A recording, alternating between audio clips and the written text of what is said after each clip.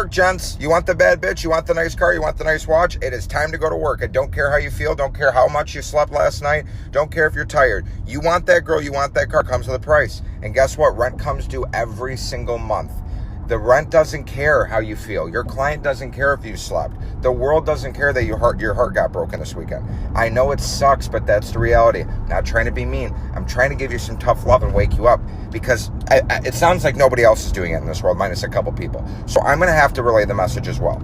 Get up, rub the crust out of your eyes, take a shower, grab a cup of Joe, and get to work, get to the gym. Saying women hits the wall when they get to 30, not lead them to have a lot of options as they did in their 20s and have to settle with their third or fourth options. The crux of her original video is to point out how biology affects our mating choices, and it's not just about how attractive a person is or how compatible they are. So she gets into the data, how women's fertility plummets after their early 30s. This causes a sense of urgency for many women, and that urgency then drives them to, more often than not, choose a man that is more like their third or fourth choice and not their first choice. Women tend to be attracted to men who show these dark triad traits: narcissism, Machiavellian, and psychopathic. You are not wrong. So what's up? Logically, it doesn't make sense, but boy, women, are we in trouble, because apparently this brand spanking new study that was just published in September 2019,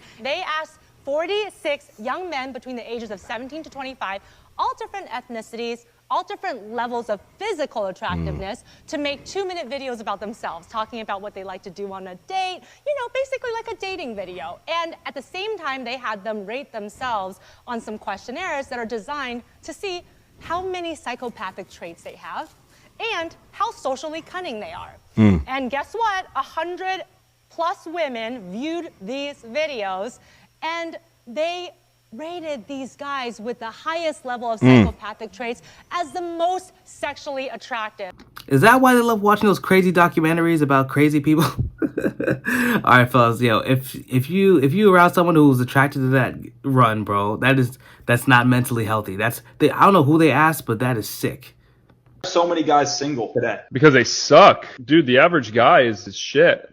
I see these guys all over my feed. It's just these alpha male influencers that shit on other dudes for not living up to this hyper competitive discipline that you preach. Like, look, I'm an average guy, okay? I'm not waking up at 4:30 in the morning. I'm not eating raw animal testicles, and I'm not buying rental properties for passive income. I'm just an average guy. I'm good enough. That should be enough, right? Yeah, sometimes I get takeout too much. Sometimes, I pack a dip on the toilet and I've sat there too long and my leg falls asleep. That's fine. All average guys need is community. They need people that listen to them and love them and understand them for who they are. And then that will push them to higher levels of, a fulfilled life. Not someone like you telling them they're not good enough and they suck, okay? Buddy, you suck. You got the dump in your pants. I mean, he's got a point. Like, if you're... not every guy wants to be like a super crazy at the top, have that desire. I feel like every guy should have that desire, but some people just want to live a chill life, and that's fine.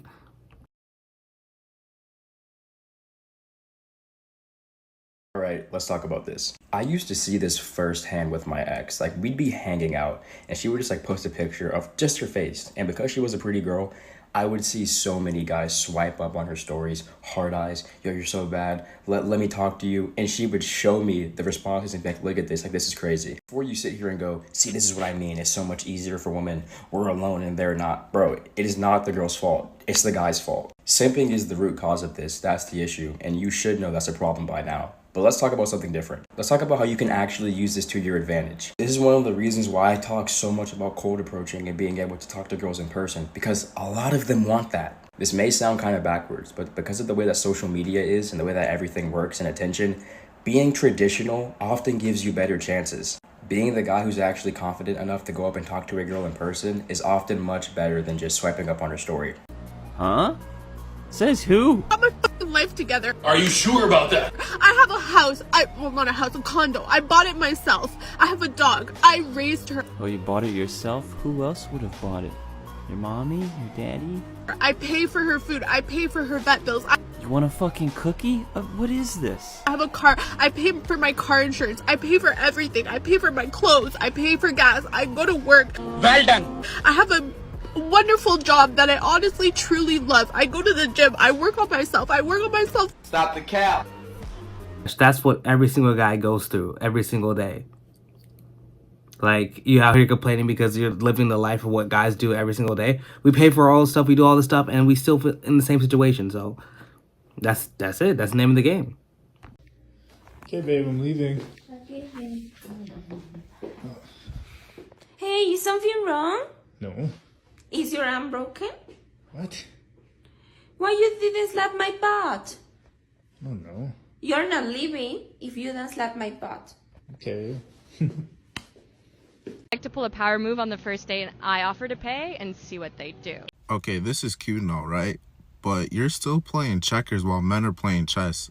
And I say that because as a man, you already know going into that first date, you're paying for the first date. It is like, that's just what it is. You should want to pay for it as a man, right? So before you even sit down to take this test, you've already aced it because you already know in your head that you gonna pay for it. So she can pull this cute little line, but it really doesn't do anything.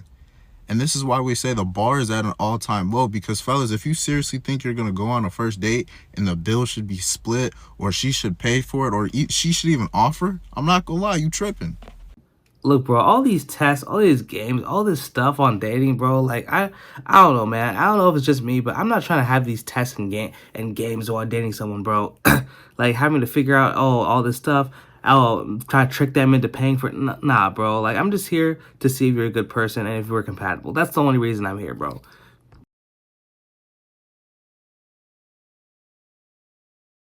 Let me guess. You really thought you was the only guy. You thought you was the only guy that was going to like the thirst trap with the bikini pic, right? No, bro. You just blend in. You blend in with the rest. But I bet those guys are nowhere to be found when she posts things about mental health. I bet they're nowhere to be found when she posts family pictures of her dog, pictures of a city, or fall season and things like that. Start liking things that if you swiped up, you could have a genuine conversation. As much as women promote physical features, they're tired of people just looking at them as physical objects.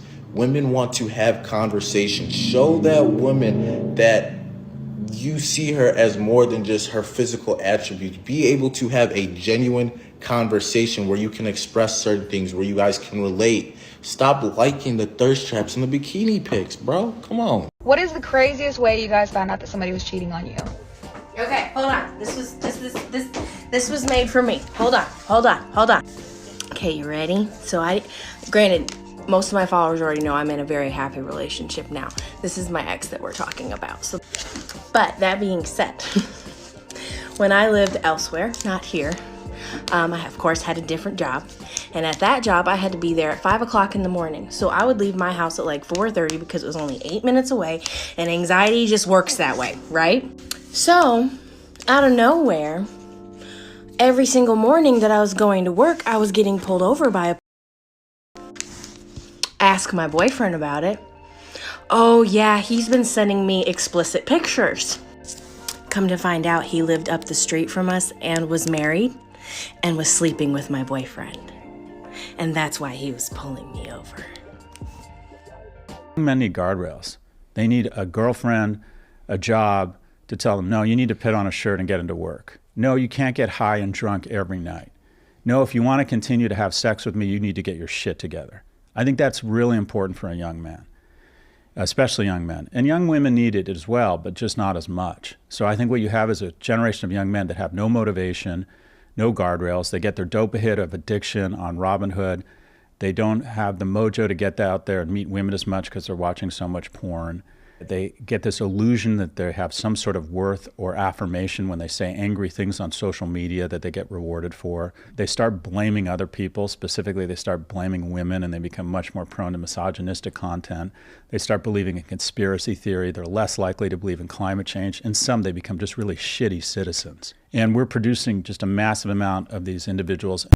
I do agree that I feel like in today's society, there's not a lot of boundaries and there's a lot of freedom when it comes to being a guy in society. There's a lot of freedom, which is great, but it's also a detriment because if there's too much freedom, that means it's hard to become disciplined and focus on growing yourself.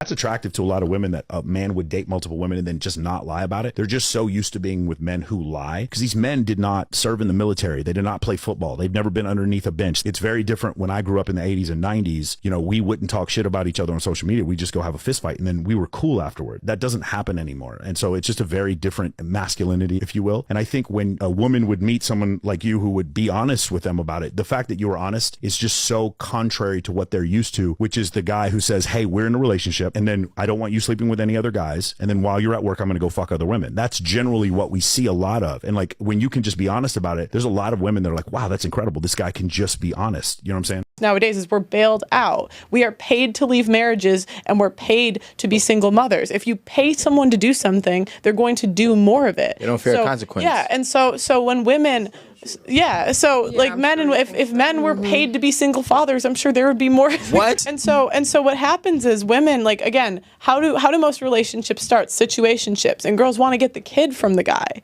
and they want to get there's whole Reddit threads of women trying to figure out how to get a guy, get a guy's kid, and even this has been on national TV. This is how big this problem is, and it's because when women get on birth control, they say they're off of it, or they get in that situation because they want to get the top 20% of men.